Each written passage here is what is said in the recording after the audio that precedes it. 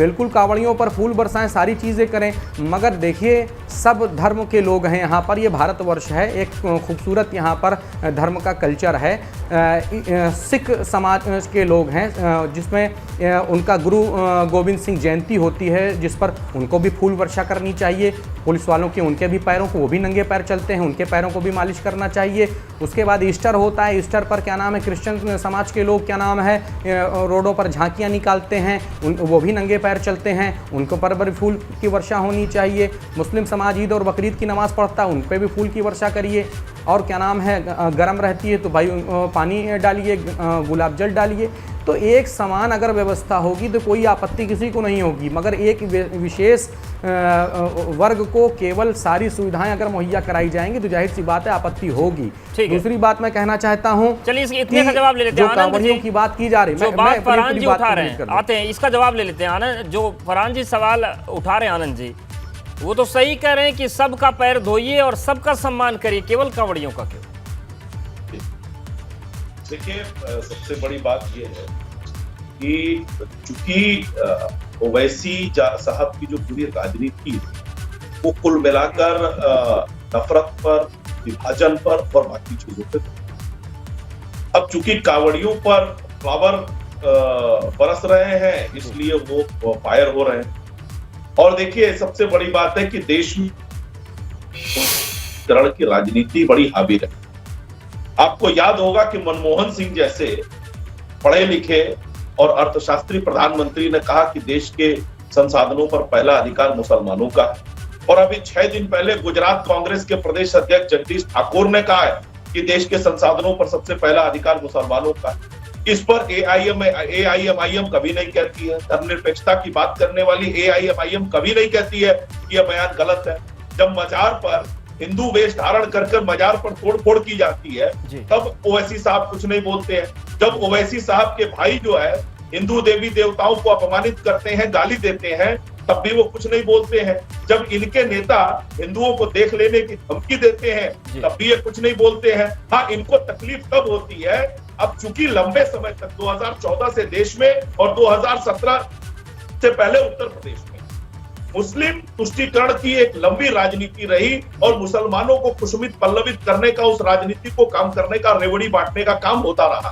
अब चूंकि हमेशा जो है इस देश में मुस्लिम फर्स्ट की राजनीति होती रही है, अब मुस्लिम नहीं है फर्स्ट, इसीलिए इसका जवाब देंगे। आशीष जी आपके पास आएंगे, लेकिन आनंद जी ने भी एक कुछ मुद्दे उठा लिए जिसका जवाब देना जरूरी है।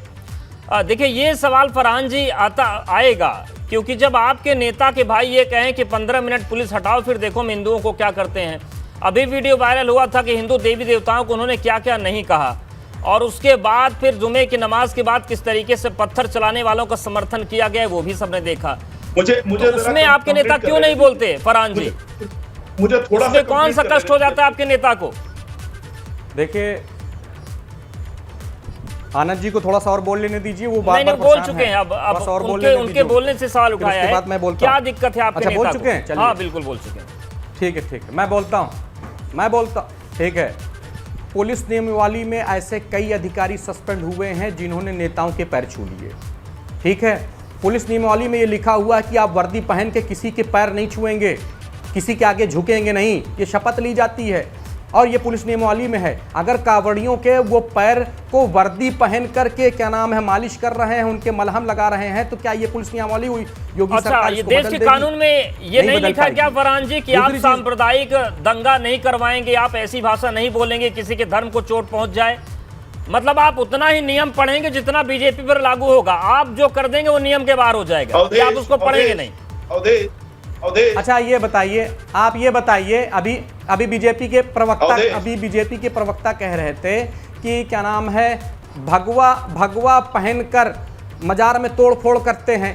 मैं एक बात आपसे कहना चाहता हूं, आपके चैनल के माध्यम से कहना चाहता हूं, बड़ी लोकप्रियता है एबीपी गंगा की। मैं ये बात कहना चाहता हूं कि भाजपा के प्रवक्ता बिल्कुल करा सकते हैं, इसलिए मैं उनसे ये मांग करता हूं कि आप भगवा कलर पर फरहान जी जो मैंने पूछा उसका जवाब आपने नहीं दिया। कपड़ा होगा जो आपके नेता के प्रिय भाई साहब है उन पर क्यों नहीं बोल रहे हैं? मेरी बात सुन लीजिए, मेरी बात या तो फोन करके पूछ लीजिए क्या बोलना है, अगर आप अभी पार्टी लाइन से बाहर नहीं जाना चाहते तो। आप मैं पूछ रहा हूं, कुछ आप पहुंचा रहे कहीं फरहान जी? आप इस मुद्दे पर आप आप इस मुद्दे पर 1000 बार डिबेट कर चुके हैं, आज की डिबेट किस मुद्दे पर बुलाई है उस मुद्दे पर करिए।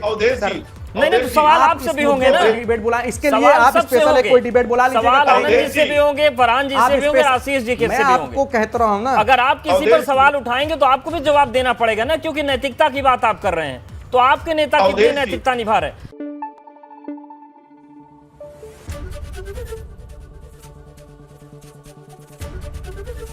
एबीपी गंगा, खबर आपकी, जुबान आपकी।